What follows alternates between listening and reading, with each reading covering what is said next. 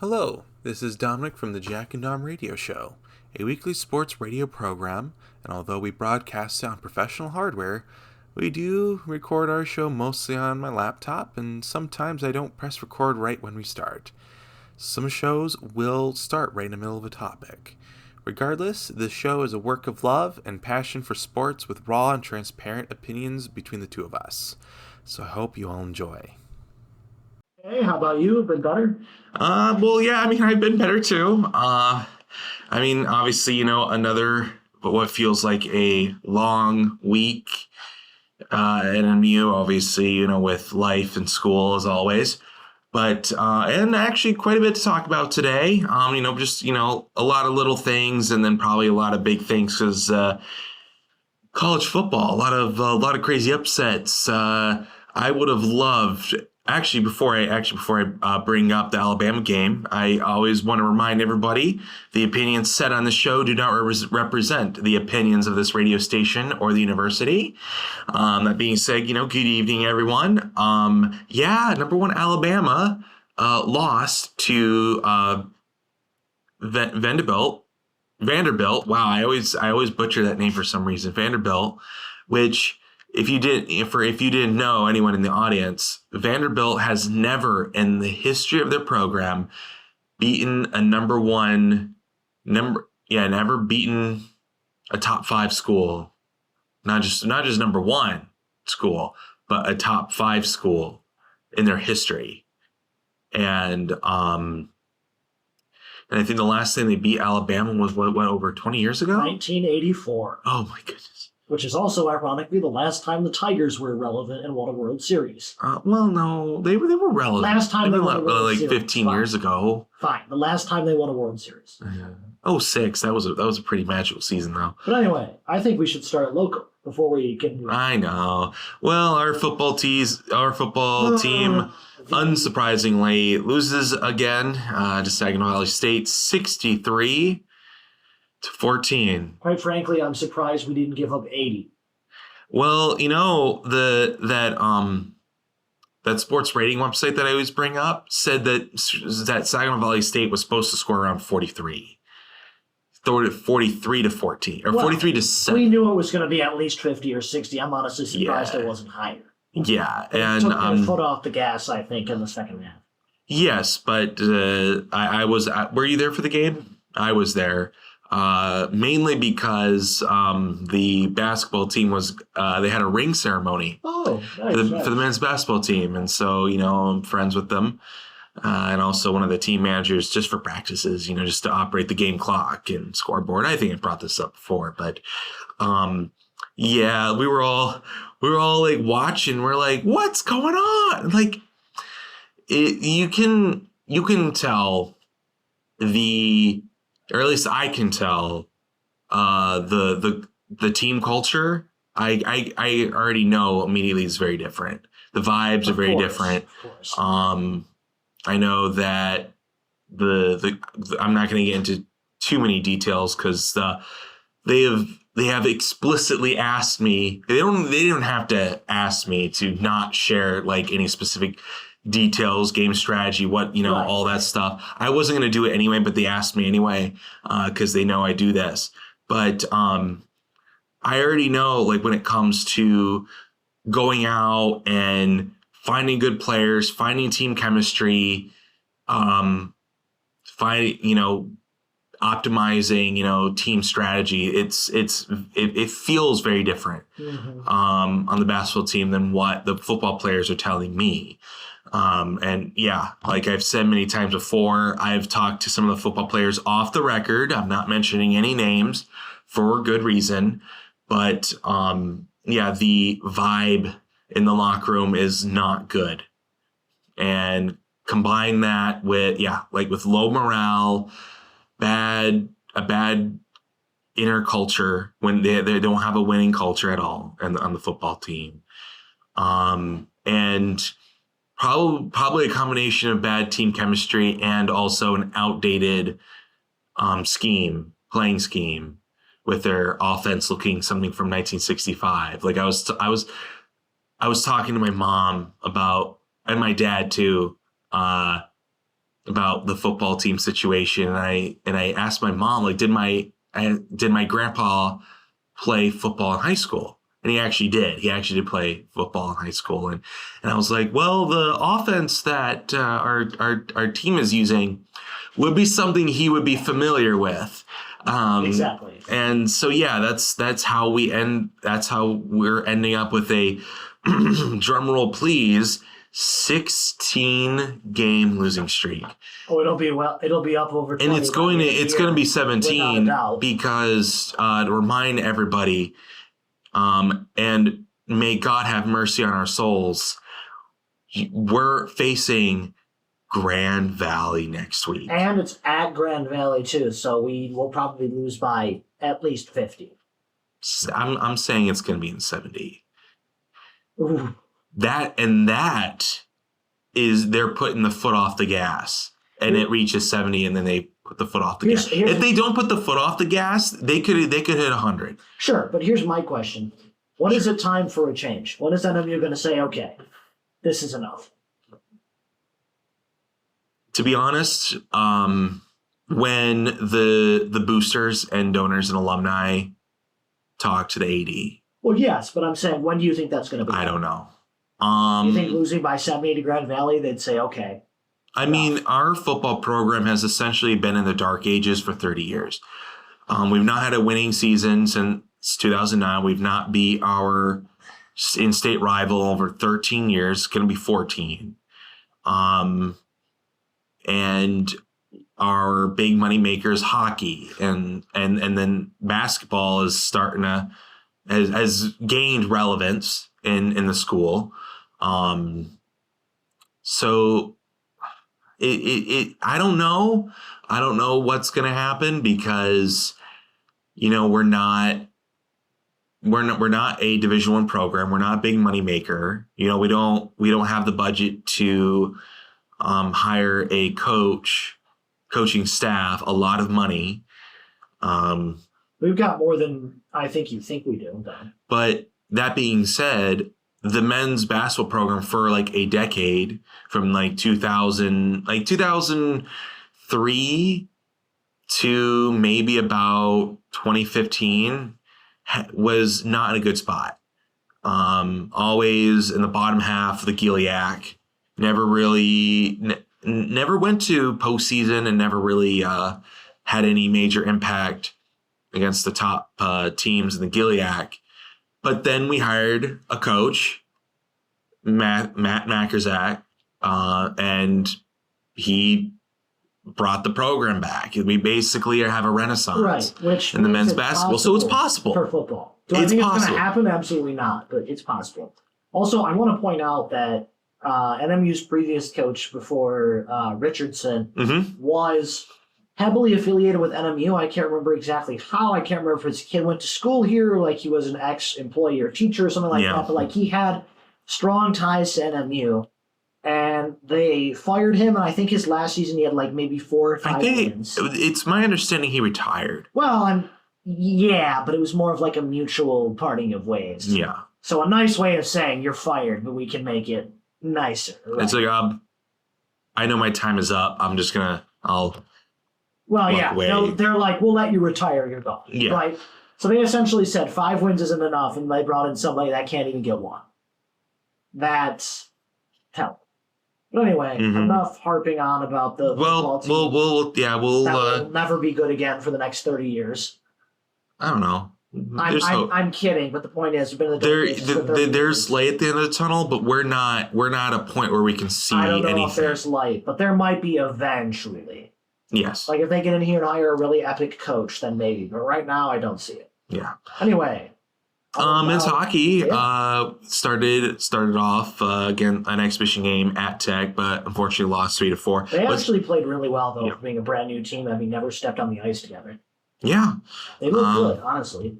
They came back late and made it a good one. I'm assuming you watched the game on TV? I did not, but I watched highlights and followed along on the enemy Instagram and stuff like that. But they came back late. They looked good, scored some goals. They were okay defensively. I think their starting goaltender was out for whatever reason. I don't know if he wasn't ready or what, but hopefully having him play will help.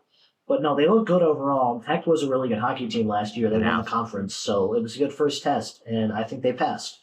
So we'll see. Their first real game, which I want to say is next. You'll have to look this up, but I believe it's next Friday, maybe. They're playing against Colorado College, the number 11 team in the country. I can't remember which day of the week is it. Is it Friday? Yes. Yes. So Friday and Saturday. Yeah, this Friday, right? October 11th. Yeah, that's just in a few days. Friday and this Saturday, Colorado College. Is that a home or away game? That's an away game. When's their first home game? When's their home open? October 18th against Alaska Anchorage. Why? 18 and 19. Isn't Alaska Anchorage one of the worst teams in FBS? Or not FBS, I'm thinking football. In Division I hockey. I believe so. But I don't follow. Isn't that where Coach Shayak used to coach too? I have no idea. There's probably someone screaming at the radio being like, no, wait, yes or no or something. You should know better. As you look that up, our men's soccer team you said Alaska Anchorage, right? Yes. Yes. So that's actually Coach Shayak's old team. Okay. And Alaska Anchorage is, I think, one of the worst teams in college hockey. Okay. For Division I. For a minute, yeah. Their current coach is 23-36-3. Okay. Trying to go season by season. Sure. Yeah. So let's see. Last few years, they're an independent, so they're not even in a conference. They were okay last year, 15-17-2. Okay.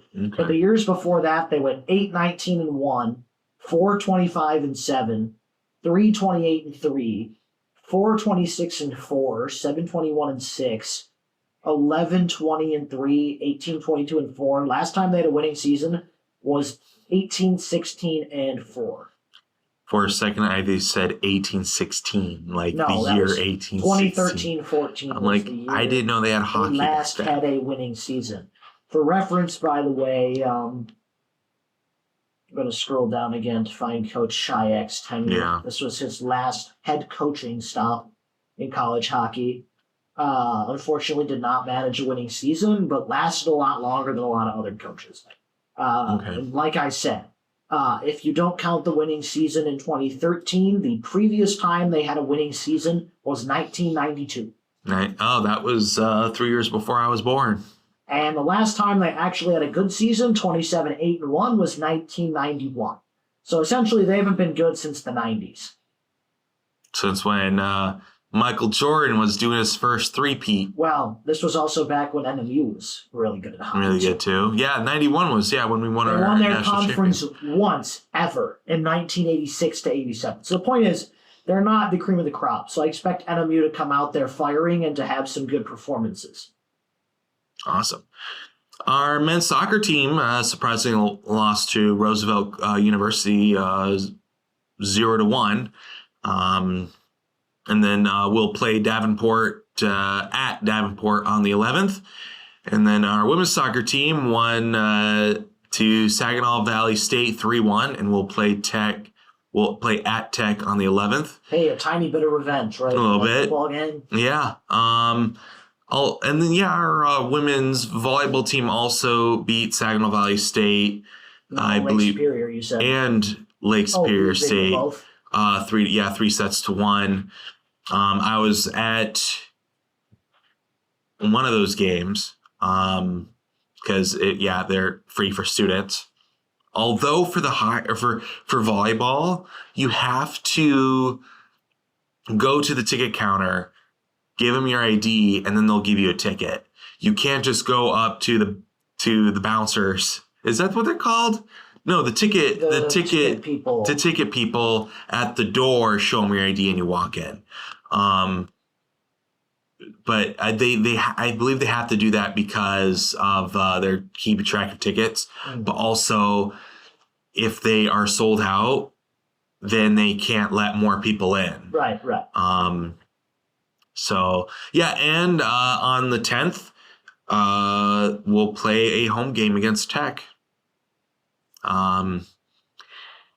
And just a reminder for everyone, this coming Sunday at 1 p.m., Michigan State's going to come here for a basketball exhibition game against NMU. So I believe tickets are sold out, but if you can find one and still want one, then definitely try to get one. But I believe 11,000 people are going to be there. It's going to be a great atmosphere, and I look forward to hopefully beating MSU. Yeah, I mean, we have a 4% chance. I'm not pulling that out of the sky, right? But the Macy ratings says that we have a 4% chance of beating Michigan State when we host the game. That being said, that same website also says that our football team has a 0% chance of beating Fair State and Grand Valley, and then we have a 2% chance. It changed from I think 5 to 2% against Tech, because Tech is doing pretty good, and football, and I believe Roosevelt is still hovering around 55 to 60%. So, and the Roosevelt game is in 2 weeks. Correct. And that, oh my goodness, that better be a win. If not, I think at this point we both know that that's not going to happen. I don't.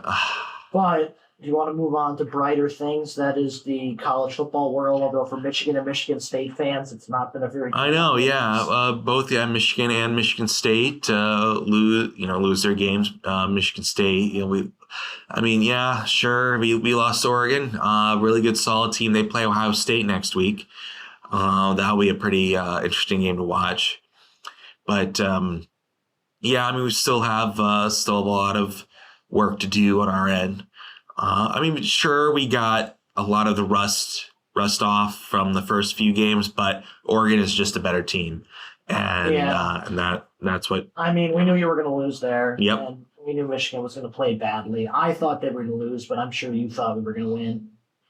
They were. You're number 10 in the country facing an unranked school. The Washington had just come off a 3-point loss to Rutgers that they only lost because their field goal kicker forgot how to kick. Yep. And so they should have been 4-1 and in the top 25.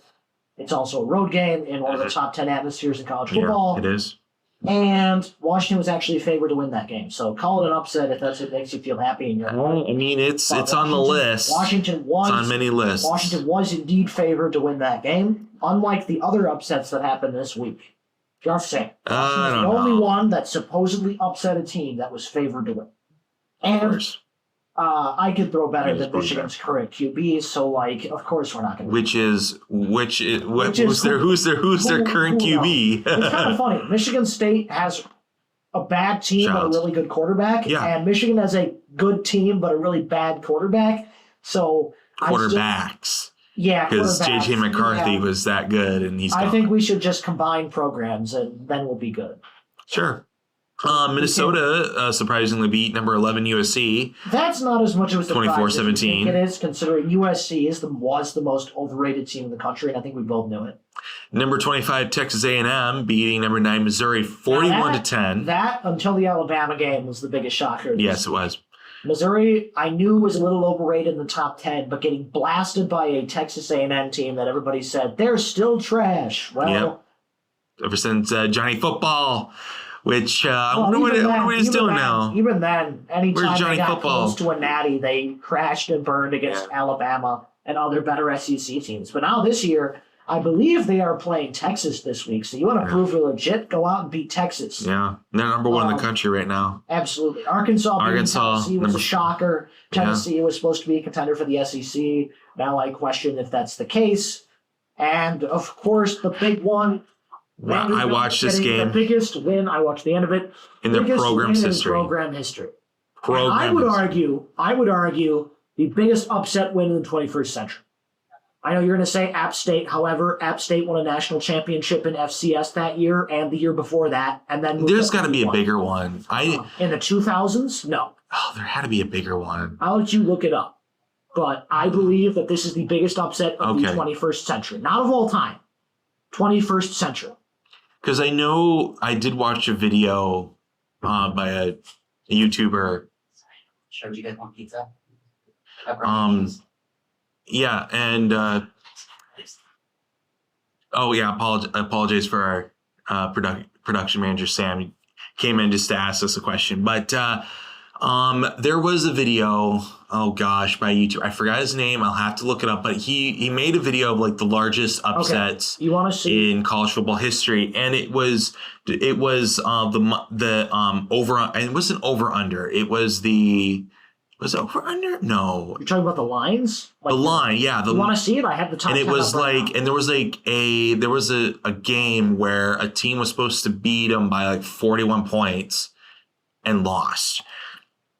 So if it's by that metric, there's a handful of really notable upset games. Oh, interesting. Okay, so let's do by betting. Sure. Apparently, it was only minus 23.5 for Alabama Vandy, which feels insane. Yeah. That feels insanely low. I mean, now obviously it was it makes sense. Yeah, but I would have thought that was insanely low. What was the money line for that game? If you bet like $10 on Vanderbilt, how much did you get? Not that much, actually. Okay, top 10 of all time. Okay.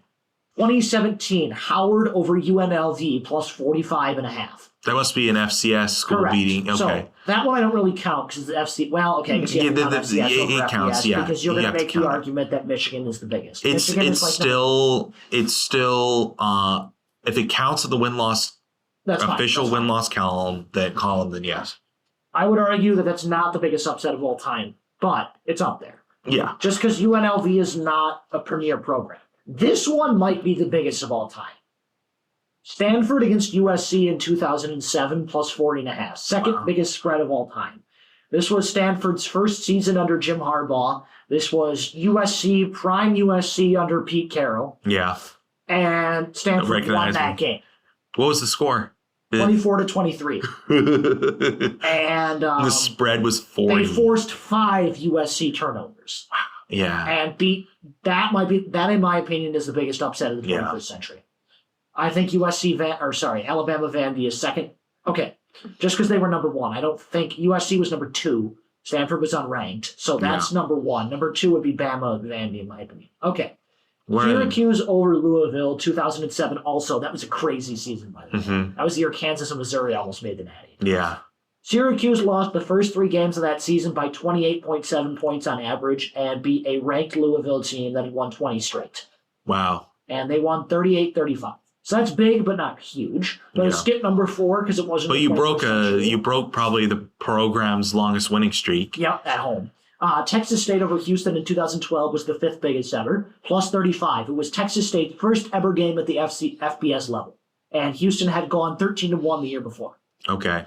They won 30-13. Ooh, wow. So that's up there. Okay. Because that was a Houston team that would have made the expanded playoff if it existed at that point in time. 2000, Central Michigan plus 34.5 over Western Michigan. CMU had lost 7 straight. Western Michigan had won 8 straight, but it didn't matter. Liberty over Baylor in 2017, 48-45. That Liberty was 34. Liberty was in the FCS at the time. Correct. James Madison over Virginia Tech in 2010, plus 33.5. You finally get to Michigan, plus 33. Over App State? 2007. Okay. Again, I just want to put out there that Appalachian State had won back-to-back FCS titles and got promoted to the FBS like a year later. So I know you're going to say it's one of the biggest ever, but App State became an FBS powerhouse as soon as they got to the FBS, and they were 2-time defending champions. And Michigan that year, I believe, had I know you're saying BS over there. No, I can't say that on radio. Well, you can't say it. No, I'm not saying that. Anyway, keep going. But anyway, the point is Michigan was a bad team that year, and Appalachian State, I think, you're disagreeing over there. I can see the facials. But that's not even top 5. I'm just rocking the boat a little bit. And then UL Monroe plus 32.5 over Liberty. Okay. In 2021. Let's just see. I want to see what Sports Illustrated says are the biggest of all time. Yeah. Butler over Youngstown State. That's FCS, so I don't know if we're going to count that. Youngstown They're both FCS. Ooh. Navy Notre Dame in 2007 was the huge one. Okay. Notre Dame was supposed to win that game, right? Uh-huh. And lost. Oh, apparently Notre Dame was 1-7 going into that game. So. Oh wait, so Navy was supposed to win. No, Navy did win. Oh, but Notre Dame was. But they hadn't beat them in 43 years. 1-7. Okay. I don't really count that as an upset, but do what you want. A lot of these other ones are similar. Carnegie Tech over Notre Dame in 1926. What does it say? 19-0. Going into Forbes Field on a cold, snowy day in 1926, Notre Dame hadn't allowed a single point in 8 games, and the coach was so confident they'd win, he didn't even show up to the game.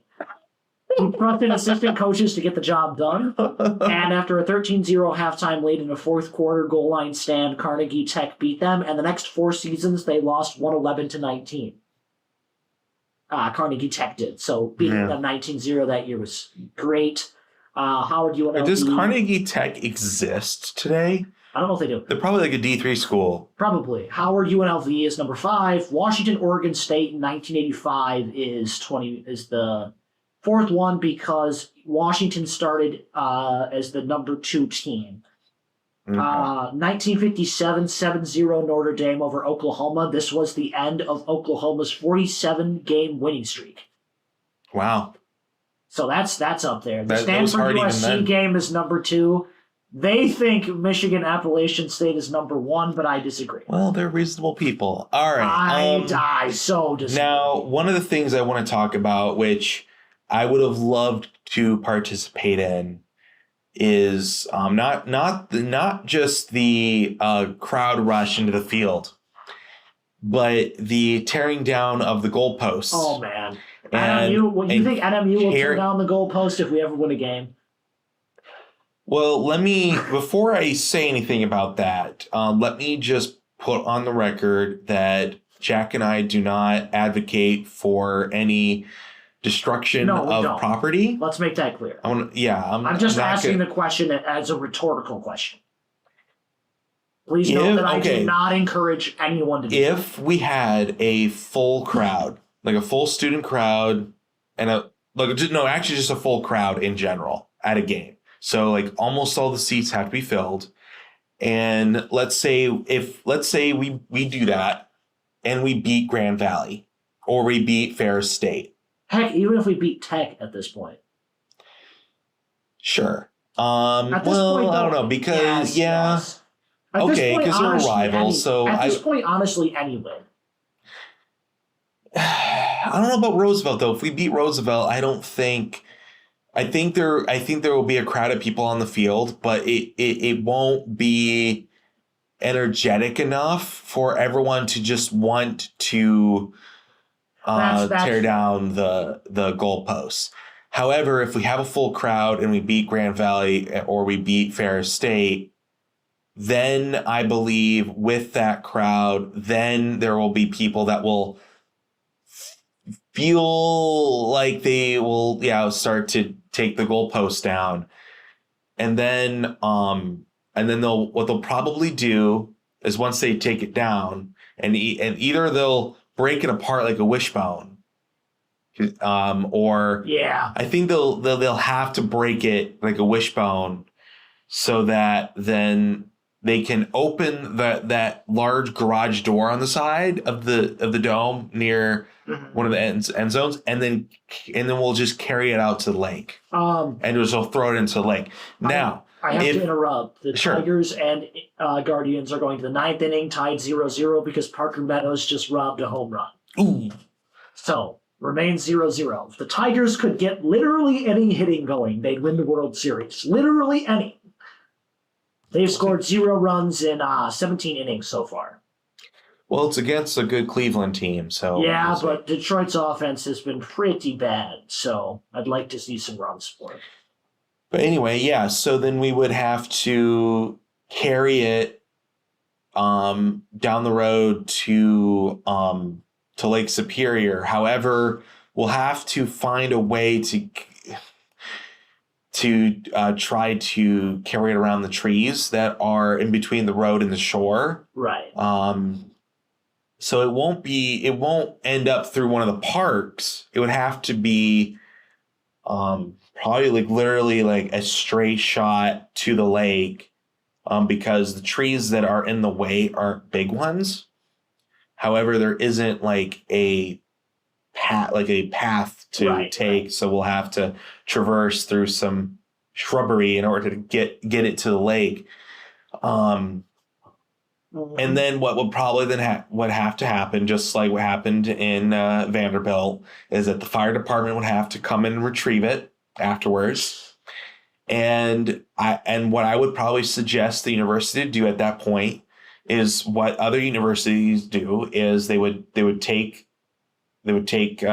what's retrieved and cut it up into a bunch of little pieces and then sell it as a fundraiser to alumni, donors, and students and other local residents to then raise money for any potential fines that might result from that, but also a replacement goalpost. Now, what the school would probably have to do is take a goalpost from one of the practice fields, put it in the dome, and then just buy a new one.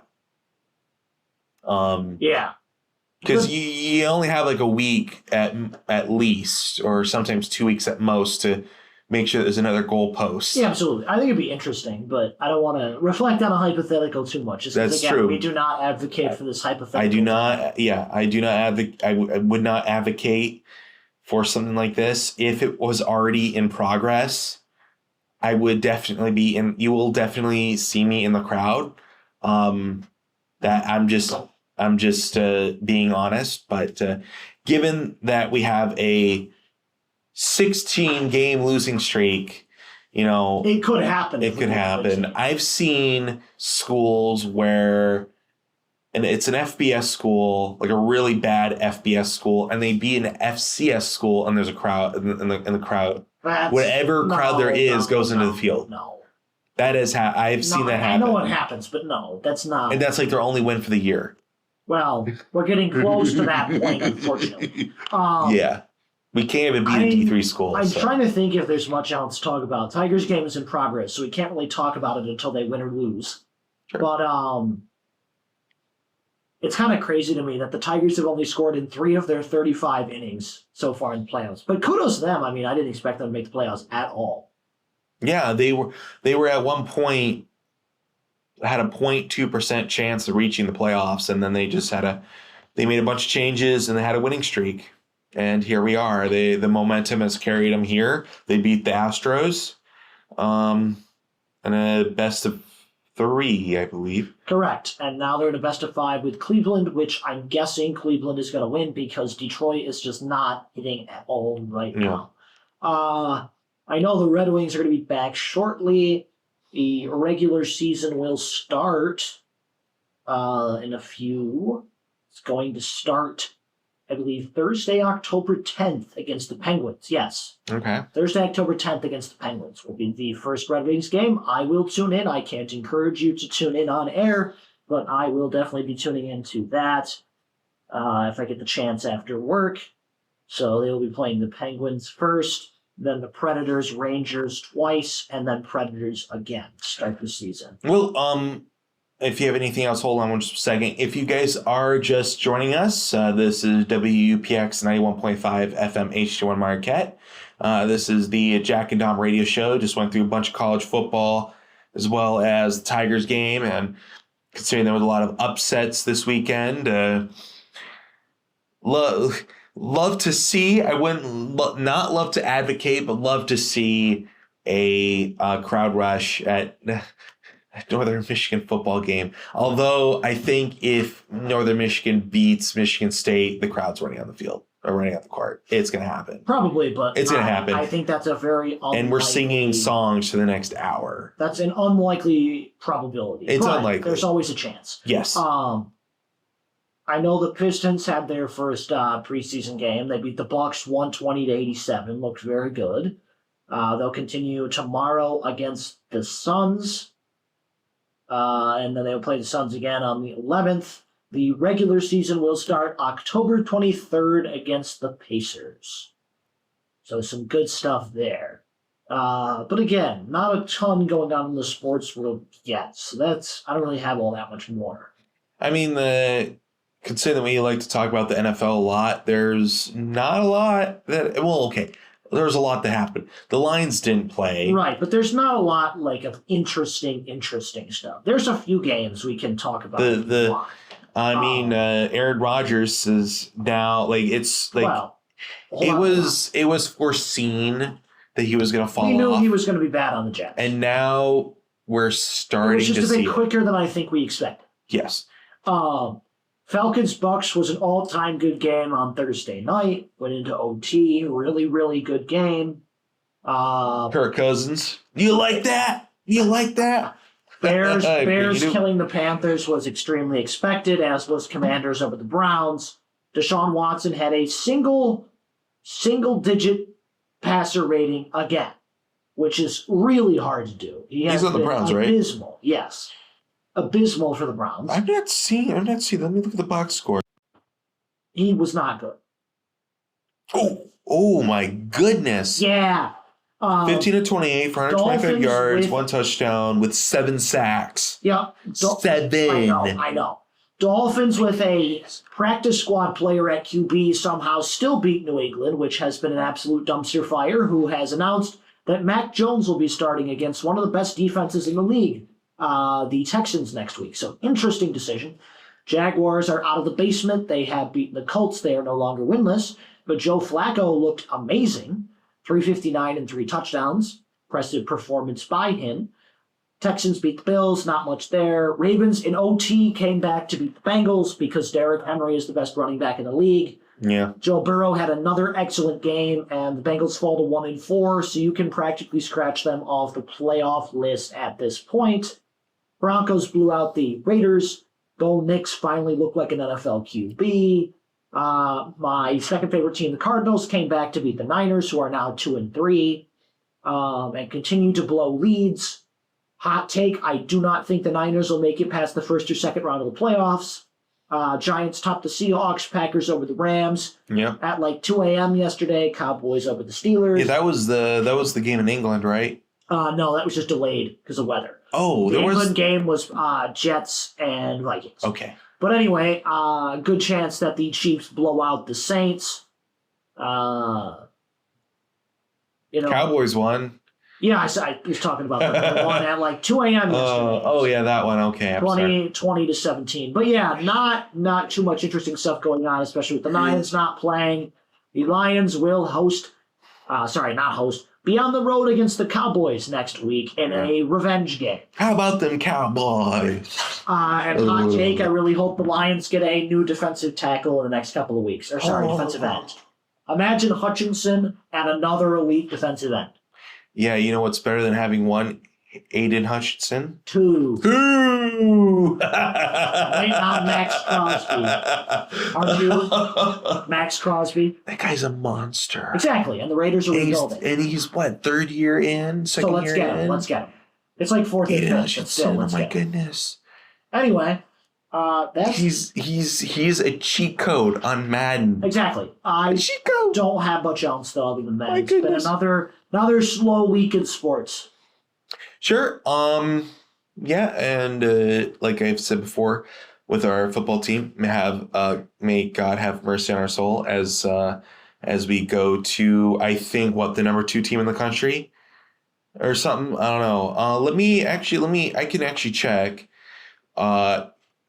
ESPN, surprisingly enough, has the Division 2 and Division 3 ranking. Okay, yep. Grand Valley is number 2. Ferris is number 4.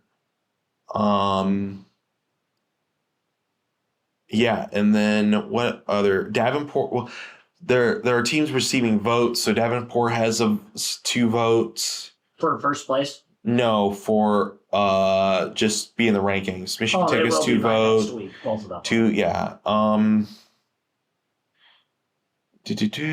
Yeah. Oh, and Wayne. No, that's Wayne State, New England. Oh. Yeah. So. Yeah. Good luck. Good luck to everyone. I hope everyone has a good week. I hope everyone on the team doesn't, perish or against Grand Valley, because only divine intervention is needed to survive. So wait a minute. Well, what Tigers happened? have scored 3 runs. Oh, And are taking the lead. What? Oh, nice. 3 of the RBIs ninth, 2 for outs Kerry with- Carpenter, the pinch hitter. That's nice. And Detroit might actually win their first ALDS game since 2013, maybe? It was when I was in high school. Oh man!